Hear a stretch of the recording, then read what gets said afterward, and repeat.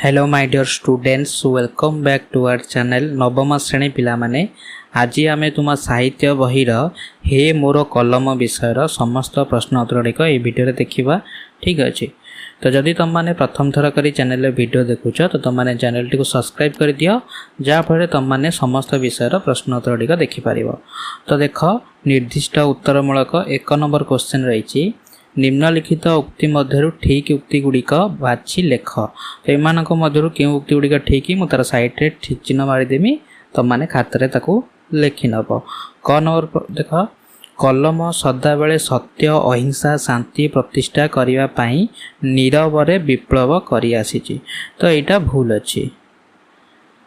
तापर ख नंबर, कलम मोड़ा देहरे जीवन संचार करि पारे। तो ये उक्ति ठीक अछि। ग नंबर, कलम को निजर विश्वस्त बंधु बोली कवि कहिछंती। तो ये उक्ति मध्य ठीक अछि। घ नंबर, कविंक मतरे कलमर गार अमर अटे। तो ये उक्ति मध्य ठीक अछि। व नंबर, जुग जुग धरी छलना गुंडामी पेषण और शोषण कलम निकटरे पराजय स्वीकार करिछि। तो ये उक्ति तुमर ठीक अछि। तापर 4 नंबर, पृथ्वी रे समस्त मतवाद क्षणस्थायी होइथाय। तो ये उक्ति ठीक अछि। तापर 6 नंबर, कलमर मुन्न समस्त अस्त्र ठारू शक्तिशाली। तो ये उक्ति मध्य ठीक अछि। अंधे देइच आखि र 4 गोटी अर्थ निम्न रे सूचित होइछि।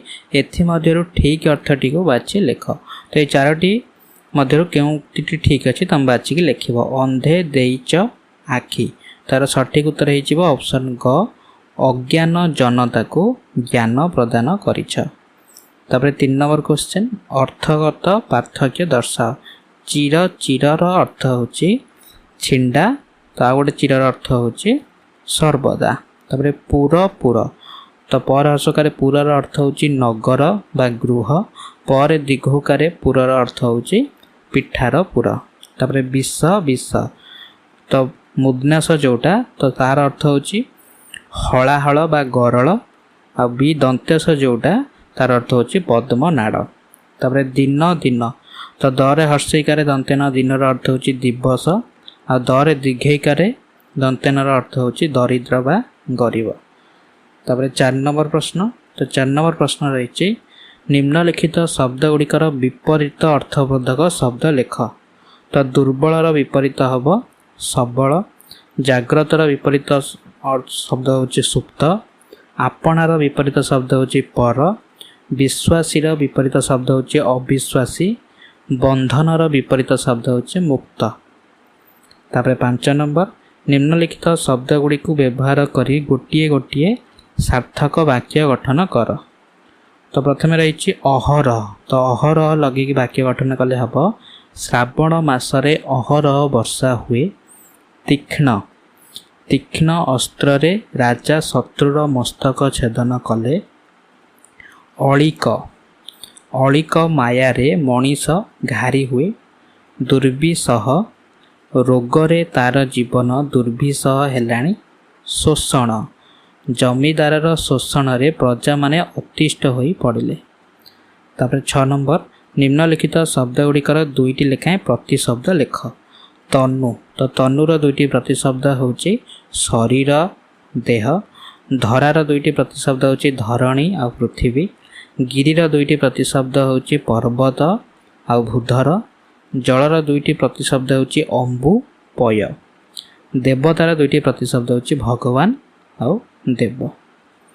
तापर 7 नंबर क्वेश्चन, तो 7 नंबर क्वेश्चन रही, निम्नलिखित विशेषण शब्द को विशेष्य शब्द रे परिणत कर। तो युड़िक अच्छी विशेषण शब्द, आपको तुम विशेष्य शब्द रे परिणत कर। दुर्बलर विशेष्य हम दुर्बलता, अमरर विशेष्य हम अमरत्व, जड़र विशेष्य हम जड़ता, सुंदरर विशेष्य हम सौंदर्य, सभ्यर विशेष्य हम सभ्यता। 8 नंबर क्वेश्चन, ओडिया अभिधान नियम क्रम रे निम्न प्रदत्त शब्द गुड़ी को सजाओ। तो ओडिया अभिधान अनुसार ताको तुम सजेब है। तो अल्फाबेटिकल ऑर्डर रे याकू सजेब। तो प्रथमे हम अक्षर, ତାପରେ ଅନ୍ତର, ତାପରେ ଅନ୍ଧ, ତାପରେ ଅମର, ତାପରେ ଅବତାର। ତାପରେ 9 ନମ୍ବର କ ସ୍ତମ୍ଭରେ ଶବ୍ଦ ସହିତ ଖ ସ୍ତମ୍ଭର ଉପଯୁକ୍ତ ଶବ୍ଦ ବାଛି ଯୋଗ କରିବ। ତାକୁ ତୁମେ ମିଳନ କରିବ। ଦେଖ କେମିତି। ତ କ ସ୍ତମ୍ଭରେ ଥିବା ତନୁ, ତ ଶବ୍ଦଟି ହେବ ତନୁର ଦୁର୍ବଳ। କ ସ୍ତମ୍ଭରେ ଥିବା ହୃଦ, ତ ହୃଦର ଅର୍ଥ ଲେଖିବ ବା ଗାର ଟାଣି ଯୋଡ଼ିବ ମନ୍ଦିର। ଅଳିକ, ଅଳିକକୁ ଗାର ଟାଣି ଯୋଡ଼ିବ ଧରଣୀ।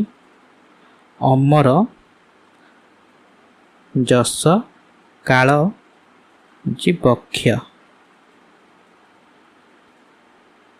ତାପରେ 10 ନମ୍ବର କ୍ୱେଶ୍ଚନ୍, ତ କ୍ଷୁଦ୍ର ଉତ୍ତରମୂଳକ ପ୍ରଶ୍ନ ଗୁଡ଼ିକ। 10 ନମ୍ବର ଚିର ବିପ୍ଳବୀ ବୋଲି କବି କାହାକୁ ସମ୍ବୋଧନ କରିଛନ୍ତି? ତାର ଉତ୍ତର ଲେଖିବ ଚିର ବିପ୍ଳବୀ ବୋଲି କବି କଲମକୁ ସମ୍ବୋଧନ କରିଛନ୍ତି।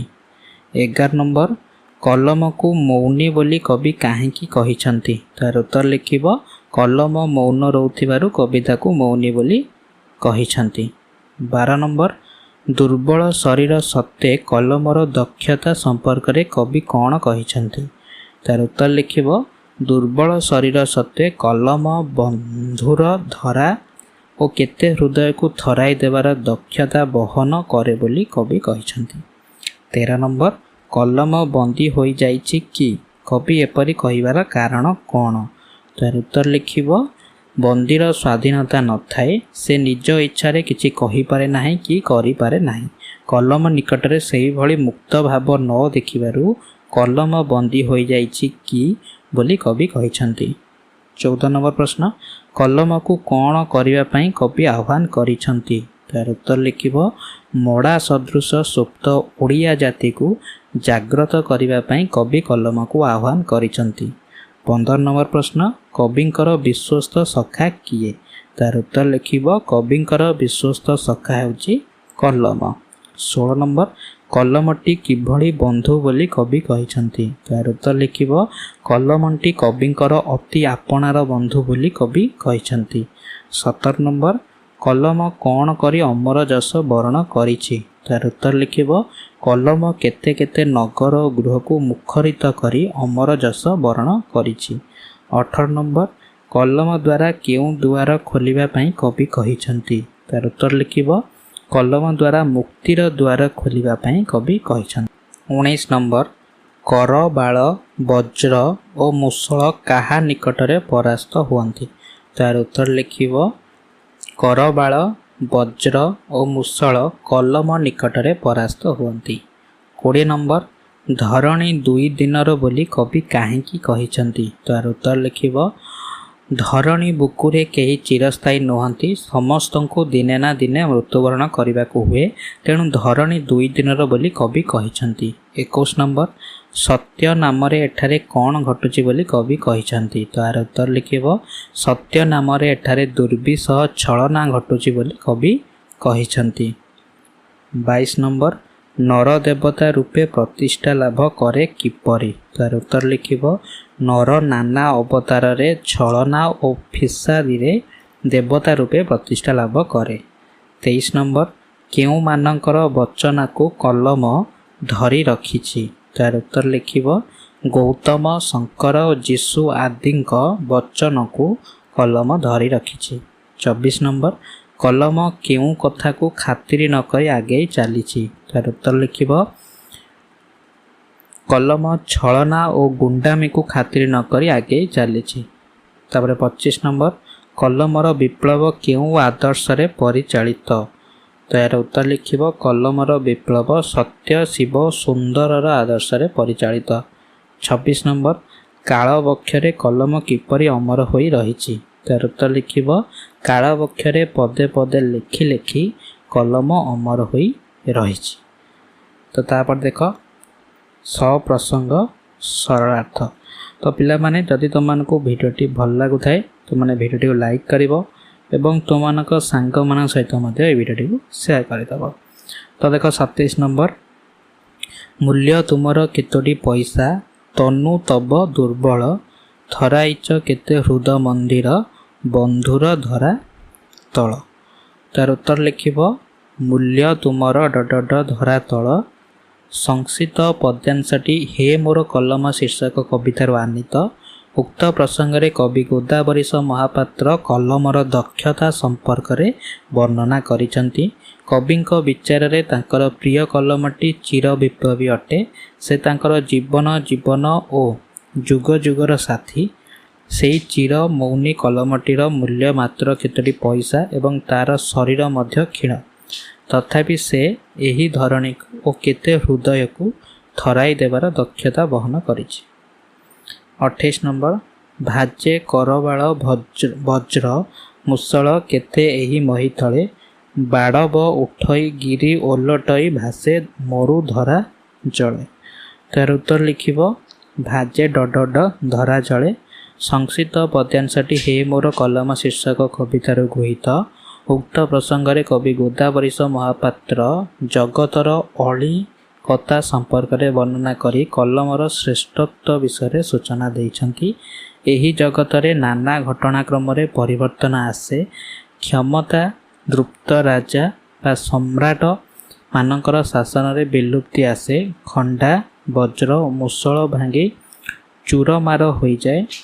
ସମୁଦ୍ରରେ ବାଡ଼ ବାଗ୍ନି ସୃଷ୍ଟି ହୁଏ। ପର୍ବତ ଓଲଟିଯାଏ। ମରୁଭୂମି ଜଳମଗ୍ନ ହୋଇଯାଏ। କେତେ ମତବାଦର ବିଲୁପ୍ତି ଘଟେ, କିନ୍ତୁ କଲମର ଅମର ଗାର କାଳ କାଳକୁ ରହିଯାଏ। 29 ନମ୍ବର। କେତେ ଅବତାରେ ଧରଣୀ ବୁକୁରେ ଦେବତା ହୋଇଲା ନର, କାଳ ଇଙ୍ଗିତରେ ଲୁଟି ଗଲେ ସବୁ ରହିଲା ତୁମରି ଗାର। ତାର ଉତ୍ତର ଲିଖିବ କେତେ ଅବତାରେ ଡଡ ଗାର। ସଂକ୍ଷିପ୍ତ ପଦ୍ୟାଂଶଟି ହେ ମୋର କଲମ ଶୀର୍ଷକ କବିତାରୁ ଗୃହୀତ। ଉକ୍ତ ପ୍ରସଙ୍ଗରେ କବି ଗୋଦାବରୀଶ ମହାପାତ୍ର କଲମ ଗାରର ଅମରତ୍ୱ ସମ୍ପର୍କରେ ବର୍ଣ୍ଣନା କରିଛନ୍ତି। କବିଙ୍କ ବିଚାରରେ ଏହି ଦୁନିଆ ପରିବର୍ତ୍ତନଶୀଳ। ଏଠାରେ ନାନା ଘଟଣା ଅଘଟଣା ଘଟେ, କିନ୍ତୁ କବିଙ୍କ ପ୍ରିୟ କଲମର ଅମର ଗାର କାଳ ବକ୍ଷରେ ରହିଥାଏ। ସେ ସତ୍ୟ ନାମରେ ଘଟୁଥିବା ଛଳନା ଓ ନାନା ଦୁର୍ବିସହ ପରିସ୍ଥିତିକୁ ହିଁ ଦେଖିପାରେ। ଧରଣୀ ବୁକୁରେ କେତେ କେତେ ଅବତାରରେ ମଣିଷ ନିଜର ଦେବତା ପଣିଆ ଜାହିର କରେ, କିନ୍ତୁ କାଳର ଇଙ୍ଗିତରେ ସେମାନେ ସମସ୍ତେ ଲୁଚି ଯାଆନ୍ତି। କେବଳ କଲମର ଅମର ଗାର ରହିଥାଏ। 30 ନମ୍ବର। 30 ନମ୍ବର। ତୁମେ ତ ଚାଲିନ ଛଳନାରେ କେବେ ଥକିନ, ଗୁଣ୍ଡାମିରେ ପେଷଣ ଶୋଷଣ ଦୂଷଣ ଦେଇଛ ଆଡ଼େଇ ଏକଇ ଗାରେ। ତ ଏହାର ଉତ୍ତର ଲିଖିବ ସଂକ୍ଷିପ୍ତ ପଦ୍ୟାଂଶଟି ହେ ମୋର କଲମ ଶୀର୍ଷକ ପଦ୍ୟରୁ ଆନିତ। ଉକ୍ତ ପ୍ରସଙ୍ଗରେ କବି ଗୋଦାବରୀଶ ମହାପାତ୍ର କଲମର ଅସୀମ କ୍ଷମତା ସମ୍ପର୍କରେ ବର୍ଣ୍ଣନା କରିଛନ୍ତି। କବିଙ୍କର ପ୍ରିୟ କଲମଟି ଦୁନିଆର ନାନା ପରିବର୍ତ୍ତନ ଦେଖିଛି। ସତ୍ୟ ନାମରେ ଚାଲିଥିବା ଦୁର୍ବିସହ ଛଳନାକୁ ସେ ଅବଲୋକନ କରିଛି। ଗୌତମ ଶଙ୍କର ଯୀଶୁଙ୍କ ବଚନକୁ ସେ ଧରି ରଖିଛନ୍ତି। ସେ କେବେ ଛଳନାରେ ଚାଲି ନାହିଁ କିମ୍ବା ଗୁଣ୍ଡାମିରେ ଥକି ନାହିଁ।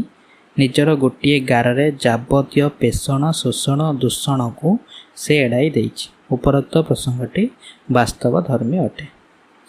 ତାପରେ 31 ନମ୍ବର। ବିପ୍ଳବ ତବ ସତ୍ୟ ଶାନ୍ତି ଶିବ ସୁନ୍ଦର ରସେ, ଯୁଗ ଯୁଗାନ୍ତ ଅନ୍ଧାର ଭେଦି ତୁମରି ପ୍ରଦୀପ ହସେ। ତ ଏହାର ଉତ୍ତର ମୁଁ ତୁମମାନଙ୍କୁ ସ୍କ୍ରିନଶଟ୍ ଲଗାଇ ଦେଉଛି, ତୁମମାନେ ଲେଖିନେବ। ଠିକ୍ ଅଛି। ତ ତାପରେ ଦେଖ ଦୀର୍ଘ ଉତ୍ତରମୂଳକ। 32 ନମ୍ବର। ହେ ମୋର କଲମ କବିତା ଅବଲମ୍ବନରେ କବିଙ୍କର ବିପ୍ଳବାତ୍ମକ ମନୋବୃତ୍ତିର ପରିଚୟ ପ୍ରଦାନ କର। ତ ଏହାର ଉତ୍ତର ଲିଖିବ ଓଡ଼ିଆ କବିତା ରଚନା କ୍ଷେତ୍ରରେ କବି ଗୋଦାବରୀଶ ମହାପାତ୍ର ଏକ ବହୁ ଚର୍ଚ୍ଚିତ ନାମ। ସତ୍ୟବାଦୀ ଯୁଗୀୟ ଚିନ୍ତା ଚେତନାରେ ଅନୁପ୍ରାଣିତ ହୋଇ ସେ ଲେଖନୀ ଚାଳନା କରିଥିଲେ। ଇତିହାସ ସଚେତନତା, ସ୍ୱଦେଶ ପ୍ରୀତି, ମାନବିକ ସମ୍ବେଦନା ଓ ବୈପ୍ଳବିକ ଜୀବନ ଦର୍ଶନ ହିଁ ତାଙ୍କ କବିତା ଗୁଡ଼ିକର ଭାବାଦର୍ଶ। କବି ତାଙ୍କ ଜୀବନର ସାଥୀ ରୂପେ କଲମକୁ ସମ୍ବୋଧନ କରି ନିର୍ଜୀବ ଉତ୍କଳ ଜାତିକୁ ଜାଗ୍ରତ କରିବାକୁ ବୈପ୍ଳବିକ ଆହ୍ୱାନ ଶୁଣାଇଛନ୍ତି। କଲମର ନୀରବତାକୁ ସେ ସହ୍ୟ କରି ପାରିନାହାନ୍ତି। ତ କବିଙ୍କ ବର୍ଣ୍ଣନାରେ ଆଜି ଏତେବେଳେ ବନ୍ଦିକି ତୁମେ ପ୍ରାକ୍ତନ ଉତ୍କଳେ, ଜାଗ୍ରତ କର ଉଦ୍ୟତ କର ଏ ମଡ଼ା ଜାତିକି ଥରେ। ଧରଣୀ ବୁକୁରେ ନାନା ସମୟରେ ନାନା ସାଂଘାତ ସୃଷ୍ଟି ହୋଇଛି। ସେ ସବୁକୁ କଲମ ପ୍ରତିବାଦରେ ସ୍ୱରରେ ରସାଣିତ କରିଛି। ଚେଙ୍ଗିସ୍ ହିଟଲରଙ୍କ ପରି ଶାସକମାନଙ୍କ କ୍ରୂରତା ଓ ନାନା ମତବାଦକୁ କାଳକ୍ଷୟ କରିଦେଇଥିଲେ ମଧ୍ୟ କଲମର ଅମରଗାରରେ ସବୁକିଛି ଭାସ୍ୱର ରହିଛି। କଲମ କେବେ ହେଲେ ଛଳନାରେ ଚାଲିନାହିଁ, ଗୁଣ୍ଡାମିରେ ଥକି ନାହିଁ। ସମସ୍ତ ପେଷଣ, ଦୂଷଣ, ଶୋଷଣ, ଛଳନାକୁ ସେ ଗୋଟିଏ ଗାରରେ ଆଡ଼େଇ ଦେଇଛି। କଲମର ବିପ୍ଳବ ହିଁ କବି ପ୍ରାଣର ବିପ୍ଳବ ରୂପେ ଉଭା ହୋଇଛି। ଯଥା ବିପ୍ଳବ ତବ ଶାନ୍ତି ଶିବ ସୁନ୍ଦର ରସେ, ଯୁଗ ଯୁଗାନ୍ତ ଅନ୍ଧାର ଭେଦି ତୁମରି ପ୍ରଦୀପ ହସେ। ବିପ୍ଳବୀ ଗୋଦାବରୀଶଙ୍କ କାବ୍ୟପ୍ରାଣ ବିପ୍ଳବର ମହାମନ୍ତ୍ର ଉଚ୍ଚାରଣ କରି ଯେଉଁ ମହାନ ଆଦର୍ଶ ପ୍ରତିଷ୍ଠା କରିଯାଇଛି, ହେ ମୋର କଲମ ତଇଁର ପ୍ରମାଣ ମାତ୍ର। ବାସ୍ତବରେ ଉକ୍ତ କବିତାରେ କବିଙ୍କର ବିପ୍ଳବାତ୍ମକ ମନୋବୃତ୍ତି ପ୍ରତିଫଳିତ। 33 ନମ୍ବର। କଲମ ମାଧ୍ୟମରେ କବି ବର୍ତ୍ତମାନ ସମାଜକୁ ଯେଉଁ ବାର୍ତ୍ତା ପ୍ରଦାନ କରିଛନ୍ତି ସେ ସମ୍ପର୍କରେ ଆଲୋଚନା କର। ତ ଏହାର ଉତ୍ତର ମଧ୍ୟ ତୁମମାନଙ୍କୁ ସ୍କ୍ରିନଶଟ୍ ଲଗାଇ ଦେଉଛି, ତୁମମାନେ ଭିଡ଼ିଓଟିକୁ ପଜ୍ କରି କିମ୍ବା ସ୍କ୍ରିନଶଟ୍ ନେଇ ଲେଖିନେବ।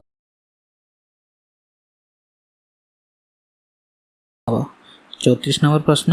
କଲମକୁ ଚିର ବିପ୍ଳବୀ ଓ ଚିର ମୌନୀ କହିବାର ତାତ୍ପର୍ଯ୍ୟ ବୁଝାଇ ଦିଅ।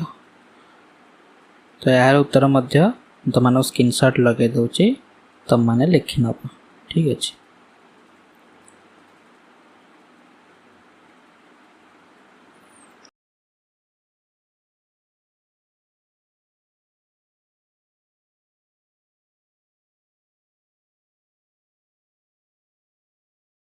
ତାପରେ 35 ନମ୍ବର। ନିଜକୁ କଲମ ମନେ କରି ତୁମ ମନରେ ଆସୁଥିବା ଉନ୍ନତ ଭାବନା ଗୁଡ଼ିକୁ ଲେଖ। ତ ଏହାର ଉତ୍ତର ମଧ୍ୟ ତୁମମାନଙ୍କୁ ସ୍କ୍ରିନଶଟ୍ ଲଗାଇ ଦେଉଛି, ତୁମମାନେ ଲେଖିନେବ।